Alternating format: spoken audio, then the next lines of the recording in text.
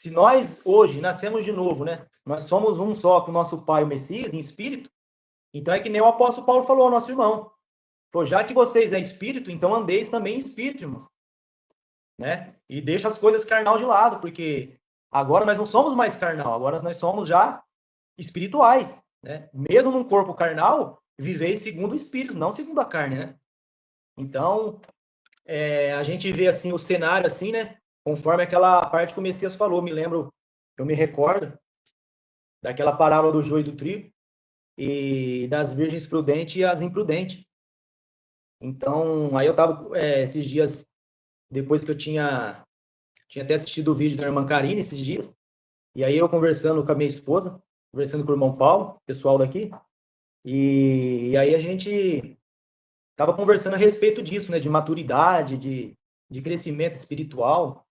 Muitos ainda de nós, todos nós ainda temos que ser lapidados ainda de certa forma, né, para que todos cheguem ao pleno conhecimento mesmo ali da pureza, né, porque que nem o Messias falou, o Pai e o Messias é a referência. Então, esforcemos todos nós para que nós chegamos, né, para ser um só com eles, porque quanto mais os dias se aproximam, né, então é necessário a gente estar dia a dia lutando contra a nossa carne e vigiando, irmãos, porque hoje nós vamos fazer aqui uma live aqui, na verdade, um bate-papo, né, a reflexão das escrituras, das coisas que o Messias falou, e todos os nossos irmãos falou até aqui.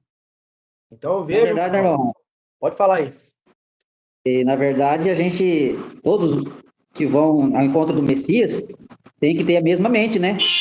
Todos têm que ter a mesma mente, assim, o mesmo pensamento do Messias. Porque a noiva, a igreja, não pode se dividir, não pode ter dois pensamentos. Tem que ter o mesmo pensamento, que é né? Acho que é Paulo, se não me engano, que fala também, né? Que nós temos a mente, né? Temos que ter a mente do Messias, né? E o caminho é esse. O mesmo pensamento, o mesmo sentimento, porque agora nós estamos vivendo em espírito, não em carne mais, né? Embora estamos em carne, mas vivemos em espírito. E é aquilo, irmãos. Fortalecei-vos uns aos outros, né? Quanto mais que se aproxima aquele dia. Então, eu vou ler aqui a passagem que o Messias tinha falado, Mateus capítulo 13, da parábola do joio e do trigo, para nós conversar um pouco aqui a respeito das escrituras. E o Messias contou outra parábola, dizendo que o reino dos céus é semelhante a um homem que semeou a boa semente no seu campo.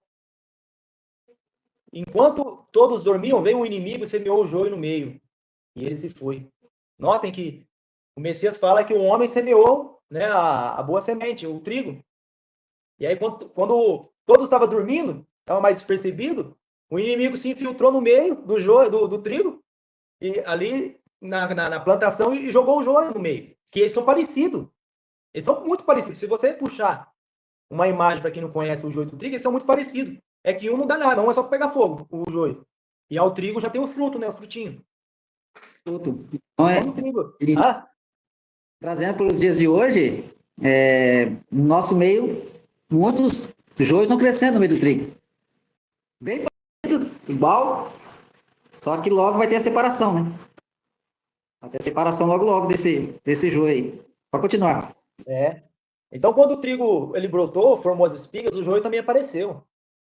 Então, os servos do dono do campo, dirigindo-se a ele, disseram: Senhor, você semeou a boa semente no seu campo, mas de onde veio então o joio? Um inimigo fez isso, respondeu ele. Então os servos lhe perguntaram: o Senhor quer que nós tiremos o joio do trigo? Então ele respondeu: não, de forma alguma, porque ao tirardes o joio, vocês poderão também arrancar com ele o trigo. Deixem que eles cresçam juntos. Então eu direi aos encarregados da colheita: juntem primeiro o joio e amarrem em feixes para ser queimado. Depois junte o trigo e guarde no meu celeiro. Então hoje vocês veem assim que muitos dos nossos irmãos, de todo o conteúdo geral, tem o joio e tem o trigo, irmãos. Então é que o Messias falou: pelos seus frutos vocês os conhecereis quem é quem. É pelos frutos, irmão.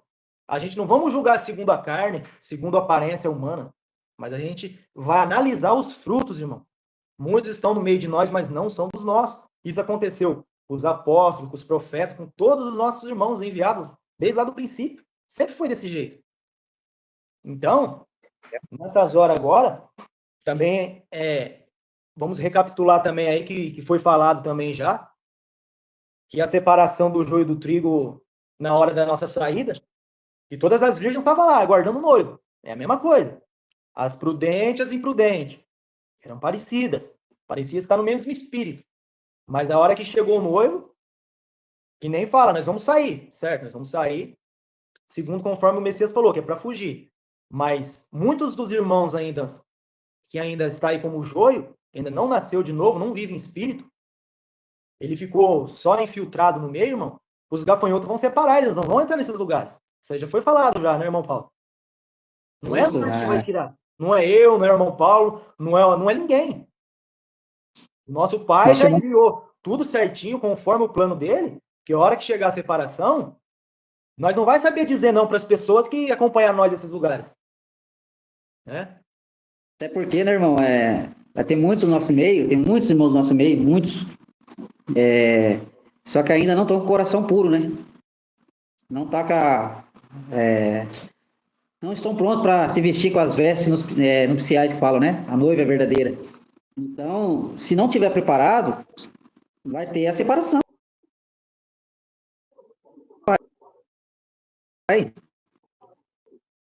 Só vai para aquele caminho lá preparado os que já nascidos de novo, com a mente do Messias, coração puro, aqueles que não têm maldade ainda, né? Aqueles que não falam mal um do outro, não levanta falso contra o irmão. Só vai para aquele caminho o justo. Então, é por isso que vai ter essa separação. Está no nosso meio, parece ser de nós, mas não são de nós. Então, quando haver a separação, que os gafanhotos vão separar realmente, e a Virgem Louca vai ficar na grande tribulação, né? E é triste falar, quem ficar na grande tribulação vai ser um período difícil, um período tribuloso mesmo, já fala, grande tribulação, que vai ser um período muito tribuloso. E coitado de quem ficar, né? Porque conheceu a verdade, andou junto com fixado no Messias, né? Tava em cima do muro, meio lá e meio cá. Meio lá e meio cá o Messias não aceita, né? Ou você tá do lado do Messias para seguir a verdade até o fim, ou você tá fora, né? Vai ter que, de repente, pagar até com a sua própria vida, né? Para poder estar junto com os irmãos lá no reino do céu, né? E a gente sabe que tá tão perto, né, irmão? Tá tão perto da nossa saída daqui. A gente sente a cada dia, né? A cada dia a gente vê aí ontem mesmo assistindo alguns vídeos, ontem à noite, cheguei de serviço tarde, estava assistindo. E ontem não, antes de ontem, domingo. E aí você assiste o vídeo do pessoal falando da besta, né? Vários vídeos aí dos religiosos falando do anticristo, de tudo. Aí você para, rapaz, como que eles não conseguem entender, né? E a gente que conheceu a verdade, o Messias parece que abre assim os seus pensamentos e você consegue entender tudo. E os vídeos dos religiosos falando do anticristo, rapaz, você vê cada ladainha, cada coisa que eles falam que eu falava, meu pai, sendo que tá tão simples, para aquele que conhece a verdade, o pai ele abriu o entendimento, né, de uma forma tão assim, que você consegue entender da onde vem, né, o falso profeta, de onde vem a besta. Mas enfim, então, em muitos do nosso meio vai chegar o dia da separação que está perto. E isso aí, essa parábola que você deu, irmão, tá bem claro disso aí, né? O próprio Messias falou, não, deixa que cresce todo junto. E se você arrancar agora, vai arrancar também o trigo. Aquele que dá o fruto, né? O fruto, né? Então, naquele dia, da partida, acredito eu, né? Que só vão poder seguir junto para frente aqueles que estão aí com a mente verdadeira e com o coração puro.